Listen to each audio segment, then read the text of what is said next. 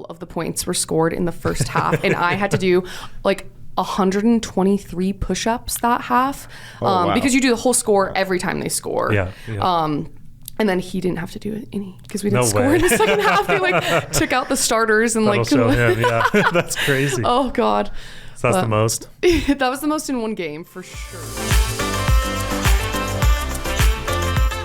Hello and welcome to the Get A Student Life podcast, the podcast where we talk about all things student life and share student stories. Today we've got a great guest on the episode. We have Sierra Sandison on. Sierra, can you just introduce yourself really quick and tell us what you do here at Boise State? Yeah, I am Sierra Sandison. I unfortunately don't do anything at Boise State anymore because I graduated last spring with my degree in mechanical engineering. Awesome. Cool. And we're going to get into it a lot, but there's a ton of other great things you've done here at Boise State and in your personal life. So we're super excited to talk about that. Before we get into that, though, we're going to go with a quick question of the day. It's something we do at our office. It's just a random question that we ask the people in our office. So today's is, as you know, it's really hot in Boise right now. It's going to be like 105 for the next week or so. Are there any specific activities you like to do in Boise to get out of that summer heat? Oh, God. Work in my IC in the summer. I love skiing at like Bogus and just like anywhere. We have so many like incredible mountains within driving distance, so I am a winter person. But right. Let's see, floating the river, I guess. But even then, I'm like paranoid about sunscreen. Yeah, I'm just not a heat person. Yeah, I totally feel that. Yeah, it gets crazy hot here. From where I'm from originally, this is like 10 degrees hotter on average in the summer, so I'm definitely acclimating to it. But I like floating the river kind of. I'm big into fishing too, so anything by the river is kind of my answer there. What about you, Zach? Yeah, I'm also a skier. I don't do well in the sun. AC is my friend, but yes. You know what? There's so many places where it's this temperature and also humid. So every day I step outside, I feel like I walk into an oven, but then I'm also just so grateful that like the air isn't thick. Oh God, yeah, that is true. Like, a little bit of smoke is fine, but when the air is thick, that just makes the Heavy. heat so much Oh worse. God, that's true. Yeah, we're lucky to an extent, I guess. Cool. Well, let's get into it. So one of the things I was really excited about having you on this podcast for is your experience in mechanical engineering. And we spoke a little bit earlier about your experience as a woman in that field and kind of the challenges that you faced with that. Can you speak a little bit on that and how you've overcome some of those challenges? Yeah, I think the biggest thing that I don't even know internally it was because I was a woman, but I do think every student deals with this is that at the beginning of my undergraduate degree, I was so scared to speak up in class. And inside, it was because I was like one of the only girls in the room, or sometimes the only girl in the room. And I've talked to some other girls that are in like male-dominated fields, and I think we all share this sense of like, if we speak up and sound dumb, or if we like answer a question and it's wrong, we are representing our entire gender, and then the boys are gonna think that this is why girls aren't in STEM because like blah blah blah. So I felt a lot of pressure to like not look dumb, and that led me to not ask questions. And again, I think that is something like all students really deal with, whether or not they're a girl. And then when I overcame that, one, it was really scary because I became the annoying kid in class, and I know like a lot of people were annoyed. Like I'm on good terms with everyone in my class, but they would definitely tease me about like, oh my God, Sierra, please stop asking questions. But on the flip side, I also found that while I was like publicly kind of getting teased for it, every single time there was someone who would come up to me after class or send me a Snapchat message or send me a text like, oh my God, thank you so much for asking that question. I was so confused. I didn't even know how to ask that question. And I think before I got comfortable asking questions, I was under the assumption that like, since no one else was asking questions, everyone understood what the teacher was talking about perfectly, and I was the only one in the dark. And I quickly found out that was not true when I started asking questions. So one of my biggest tips to students is get over that fear hump. If you are confused, especially in engineering, it probably means like there's at least one other person in the room, if not the whole room, and the teacher needs to explain it better. So speak up. Yeah. And I promise there's some other like shy kid that will be so grateful for it. Yeah. No, it's funny you bring that up. We actually, in our last episode, we had a woman named Gabrielle. So she's a non-traditional student. She's an older student. Same. She had a lot of similar feelings about this. And she said she said that she felt kind of washed in a way, and not that she was specifically being targeted because of her age, but she had this like overwhelming anxiety that she was being watched in the class. So I think that's really great advice, and it really kind of it matches with what she was saying about that, like getting over that hump and asking those questions will not only make you comfortable, but then it'll also help you kind of connect with your peers, even if you feel a little left out. Yeah. Awesome. I'm gonna go into this next section here. There's just like a list of amazing, cool things you've done. So I'm just gonna list them off for everyone listening. Miss Idaho in 2014, and you wore an insulin pump, which we'll get into a little bit as well. Published a book when you were 21 called Sugar Linings, Bright Side of Type 1 Diabetes. Rode your bicycle from New York to San Francisco during the summer of 2017. And you were Buster Bronco, and there's like a million other things. But, so I'm just personally curious, how do you have the motivation and the energy to do all these things? Like, you just seem to really be motivated to push, above and beyond in your personal life and in academics. Like, what is the motivation coming from? I think, it probably comes from like an unhealthy belief that like my values like in my accomplishments. Are you familiar with the Enneagram personality test? No, I'm not. Okay, my it's like I don't know, 9 different personalities, and the 3 is what I am, and it's like, I don't know, the Enneagram. I love the Enneagram because it's less general than like a lot of personality tests, and it kind of focuses on your flaws. So like with the Enneagram 3, it's like you place all your value in your resume, and you like don't know like that you're worthy as a person outside of your accomplishments. So it's like that's something I'm always working on, but. I'd say it all started with like trying to win Miss Idaho. Going into Miss Idaho, I was like, drew up like a fake resume of like all the things I wanted to do before I went to Miss America, before I won Miss Idaho and before I went to Miss America. And then I like got all those done by the time I was 20, and I was like, oh my God, like my bucket list is kind of complete. Now I need to make a new list. And so I just kept making new lists, and here we are. That's awesome. Yeah. Yeah, that's huge. I mean, there's a lot of people, myself included, my list seems to be such a far away thing that I'm like, I'm not going to ever accomplish that thing. But it's cool that not only did you finish the list, but you were driven to make a new one and keep going. I think that shows a lot of courage and like work ethic, which is really impressive. So that's super cool. The other thing I would say is that every single time, even now that I've like kind of proven myself, like I'm a kid from rural Idaho. When I was like, I want to go to Miss America, people like laughed at me. When I was like, I want to write a book, people were like, there's always those like naysayers that are like, writing a book's really hard, Sierra. Like, how are you going to do riding my bike across the country?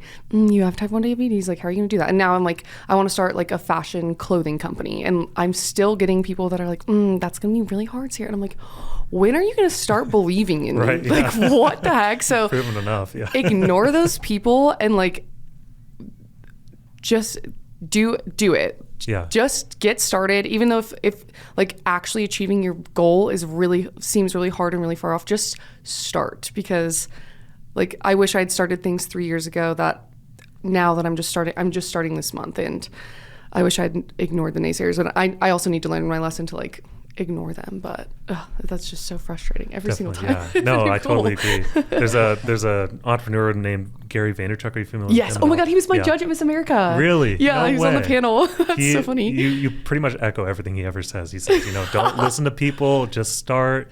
There's a lot of fear that happens when you're about to start something, but if you just go at it, you'll end up finding that motivation. So that's really cool. Even if you fail, which I fail at a lot of things, every single time you learn something so valuable that you're going to take into your like future accomplishments. So that's awesome. Just ignore the naysayers. There you go. You hear that, Broncos? Ignore the naysayers. I do want to talk a little bit about the rural setting that you came from. I know that a lot of our students here at Boise State especially come from that kind of rural setting. And, in my personal life, I've known a lot of people that come from really small farm towns that they speak a lot about the culture within their towns and some of the pushback they get for, doing things like going to college or wanting to do something like Miss America or Miss Idaho. So what are some of the challenges that you experienced in your rural setting, in your rural hometown that, you kind of overcame and you discovered more about as you came to Boise State? Yeah, I think one of the biggest things was I felt like a lot of my extracurriculars were limited. I didn't have access to AP classes, and I didn't really become aware of that until later on in my 20s. I was serving on the like judging panel / board of a scholarship for kids with type 1 diabetes. And we're reading through these applications, and everyone else on the board is like from one of the coasts, either the East Coast or the West Coast. And they would take, I didn't even know that like some schools, the ones that have AP classes, have a 5.0 scale instead of a 4.0. Sorry. Some of the schools in California, or like where like anyone that has AP classes basically has a 5.0 GPA scale. Right. And these ladies on the board, I guess ladies, and it was a lady specifically that I remember doing this, was like, oh, they only have a 4.02, like, and threw the application to the side. And I was like, whoa, my like 3.9 in high school was like, how does someone even have a 4.02? Right, yeah. And why are you throwing that away? And then also it was just like their involvement, like these guys were in mathletes and like the robotics club and blah, blah, blah, blah, blah. And I was like, I did everything I possibly could in high school to like stand out on a resume. Like I took initiative and started like a recycling program at my school, because it was crazy how much stuff we were throwing away that could be recycled. And I was constantly taking initiative, but at the end of the day, like there wasn't like a physics club or robotics club as someone who wanted to be an engineer like would be able to participate in. So, and then I don't know, AP classes. Basically in this scholarship meeting, I realized that like if my application had crossed this desk, I would have gotten like glanced at for 5 seconds and thrown on the ground. And It was it was nothing to do with my work ethic. It was just where I came from. And then I came from a graduating high school class of like 17 people. And I think only one other girl has gotten a college degree. As far as I know, I might be like misquoting that. Sorry, high school classmates, if you got a degree and I'm not aware of it. But there's just like so many of my peers got like married at 18, and like that could be my life. I could have kids in Twin Falls, and that's so scary because I feel like all these girls were so brilliant and hardworking and had so much potential. And not that like being a mom in Twin Falls isn't great if that's what makes them happy, but I just think there's a lot of aspects that like really tend to keep us trapped there. And men and women, I'm speaking from the girls' perspective, but there's just not a ton of opportunities. So I am super grateful for things like College of Southern Idaho or CWI or Boise State that like makes education more accessible to people in rural areas, especially with online education becoming a thing. But I wish there was more before we got to college too, to like help guarantee we get all the way here. Yeah, that's a really interesting point. I've never heard of that perspective of the academic opportunity that is lacking in a rural area. We hear a lot about the kind of cultural differences of coming from a smaller town in Idaho and then coming to the big city, which is Boise, and just feeling a little overwhelmed with the amount of people here and the everything going on here and feeling out of place in a way. But I think that's interesting that you brought up the academic opportunity as well. We haven't heard that one yet. The other thing is since my class only had 17 people, at the high school I graduated with, I think the highest level of math was like algebra 2. Right, yeah. But like I had already like independently, I was homeschooled for a lot of my life, so I'd already gone through like most of calculus. So when I got to like senior year, like everything had been reviewed already, but I was like, I'm about to go to college. And so the math teacher bought a calculus textbook, and I would sit out in the hallway and just like read it and work through the calculus problems on my own. But like, again, that took me having to go to the teacher and requesting more difficult math textbook. And like, that just shouldn't be the case. It should be like available for everyone. So yeah, definitely. Well, with when you came to Boise State, did you feel that the university did a great job of kind of making you feel comfortable in this bigger city setting and this bigger kind of university setting? Is there anything that you think that could have helped you more in that transition? Oh God. Let's see. I think I grew up coming to Boise all the time as a kid, so it was like a huge city transition to me. But what I will say is like the College of Engineering faculty and the students that were in my classes, I know other girls have had like different experiences, but in my experience, everyone was so welcoming. Like I could wear whatever I want. I could act however I want, and there's never any pushback from faculty about like you can't be yourself in order to fit in engineering. Like, no, I did not experience any sexism. I just got complete support in every aspect. So I really appreciate them. Like that, my like struggles as a woman in STEM only came internally. Right. Yeah. Like things I was second guessing. So they really made my experience incredible. That's awesome. Cool.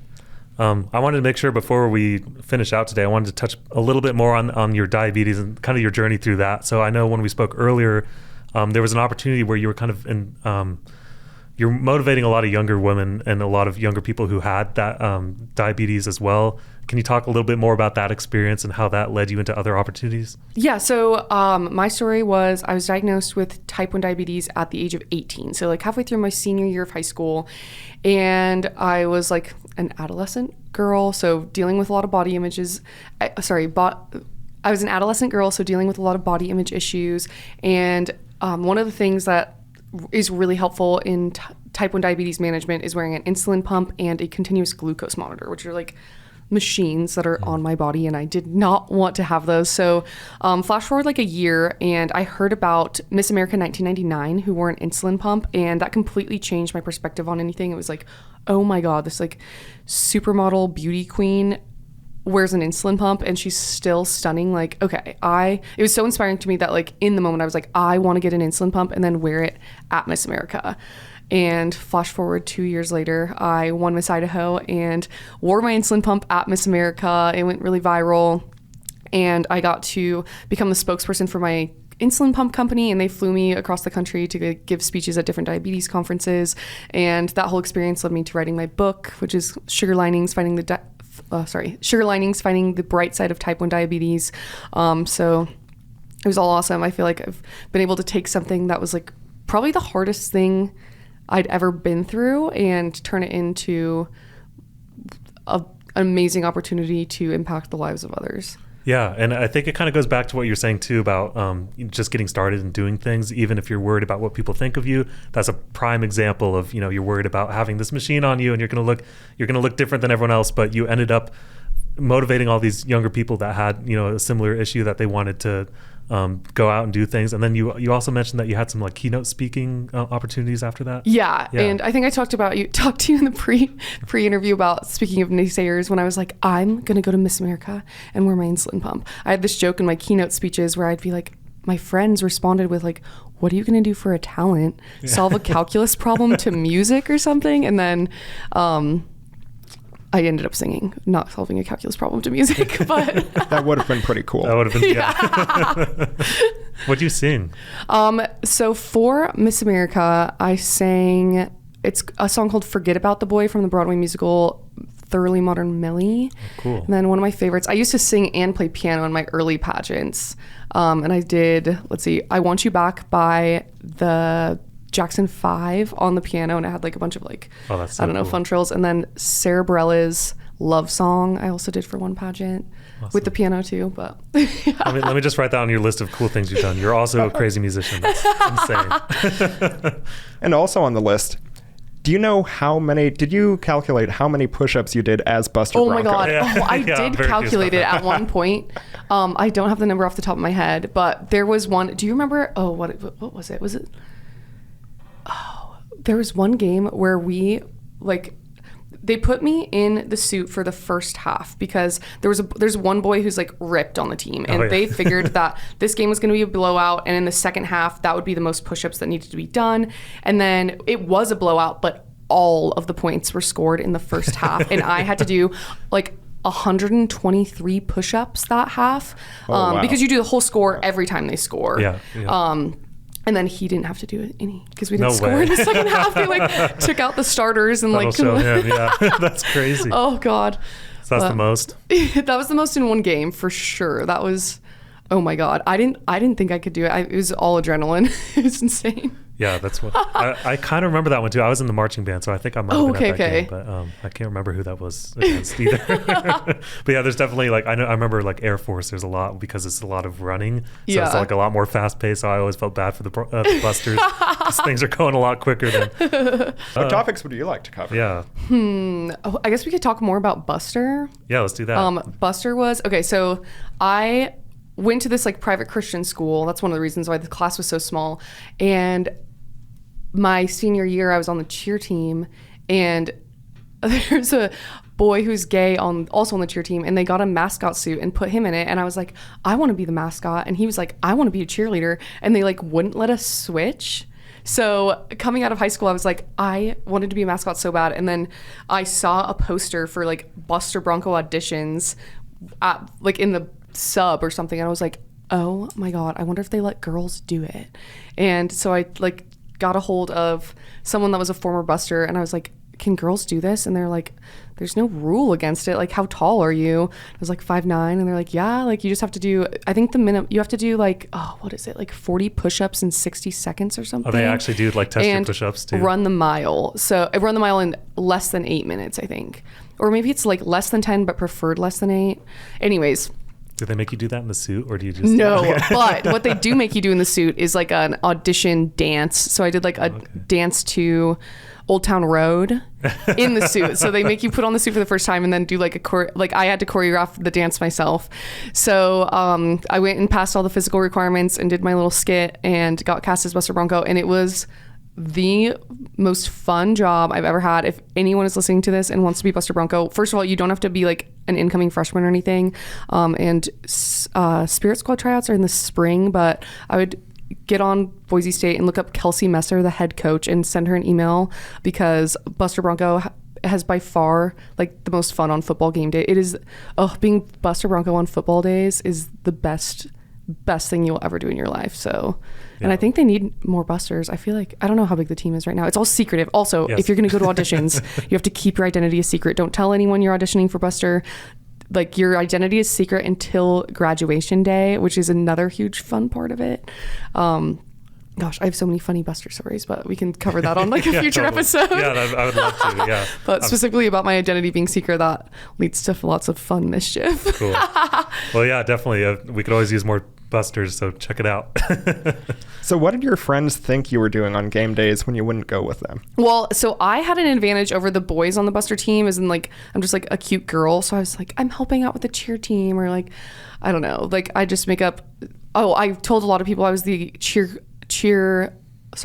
I told a lot of people I was the Spirit Squad like equipment manager, and like I'd always be carrying around like a giant duffel bag, and I'd just tell them it was pom-poms instead of like the Buster Bronco suit. You just gave us a hint. We're gonna work for people with duffel bags now. And then when you like travel to games, I'd like get on a plane, and the football players would be like, "Why are you on this plane with us?" I'm like, I'm the cheerleaders equipment manager. I have to come. That's perfect. I love that. Cool. So before we wrap up, I just wanted to ask you one last question. If you had one piece of advice for students at Boise State, what would that be? Yeah, aside from speak up in class if you're confused, ask a lot of questions. I think, first of all, that leads into my second point. That will help build your relationship with that professor that you have that class with, which, again, my second point is I studied like all the faculty in my entire department, not just the professors that I was going to have, but like all the people in the office, the dean, like professors that only do research. And so anytime I saw them in the hallway, this is another scary thing out of my comfort zone, like asking a question, but I'd be like, "Hi, Dr. So-and-so, like I saw you're doing research on blah, blah, blah. Like my name's Sierra." I don't even want to like do research with them or anything, but just like getting them familiar with your face and your name. I do the same thing every time I see Dr. Trump. I say hello to Dr. Trump. Getting on a first name basis with faculty members, one, has led to very rewarding relationships and just friendships and mentorships with them, but also has led to a ton of opportunities, and share your goals with them. That's the other thing is like, I think goals can be scary to share because of the naysayers, like we talked about earlier. Like you don't want anyone to shoot it down, but if you tell your professors and your faculty, like, my goal is to go into this industry, I want to do this, I want to do this, they're going to remember that when they hear that, like, oh, this lab is hiring a research assistant for this topic. They're gonna be like, oh, Sierra mentioned she was interested in that. Maybe like I'll tell her about it or name drop her to the professor, blah, blah, blah. And that has, I can't even count the number of ways that just being on a first name basis with my faculty and going out of the way to get to know them has completely changed my life. So I wish I'd done that coming into freshman year, but you can do it instead. And it's great. so paid off. Awesome. That's great advice. Thank you so much. And if any students listening or anyone else listening wants to reach out to you or want to check out some of the work you're doing, is there an Instagram or something they can follow? Yeah, I'd say my Instagram is the best way to get a hold of me. It's Sierra Sandison, SIERRA SANDISON. Awesome. Cool. And we'll wrap up the episode here, but like I said, we've got a lot to talk about, so hopefully we'll have a part 1 or 2 or part 2 or 3 coming up soon. Yeah, for sure. But anyways, if anyone listening is interested in being part of the podcast as well, you can reach out to us, either emailing us at studentlife@boisestate.edu or checking us out on Instagram or Facebook at Boise State Student Life. That closes out our episode for today. Thank you so much, Sierra, for joining us. We had a great time speaking with you. And Go Broncos! Cool.